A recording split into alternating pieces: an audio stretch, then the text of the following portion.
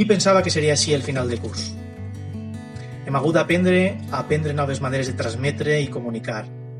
L'alumnat, les famílies, el professorat de l'IS Beatriu. Ens hem adaptat dia a dia a les nostres aules virtuals. Riures, paraules, salutacions, abraçades, plans, ajornats. Entre ells el viatge de Beatriu Fajardo en el temps.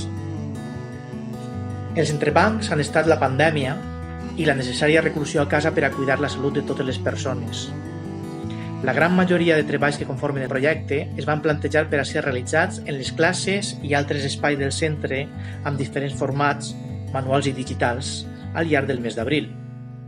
Molts pocs ja estaven finalitzats, alguns ja estaven en procés. Al 2019-2020, el nostre centre hauria mostrat el viatge a l'època contemporània al final del curs. Guerres, tractats de pau, invents, construcció de monuments, pintures fonamentals de la història de la humanitat, l'evolució de les nostres llengües, espais naturals protegits, avanços tècnics, la història dels autòmates, el paper de la premsa escrita i radiofònica, la reivindicació de les grans figures científiques i els seus avanços tan necessaris.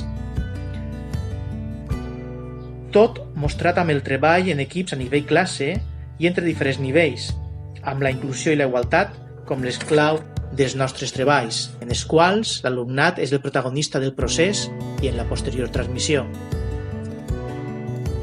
Beatriu s'ha quedat a casa.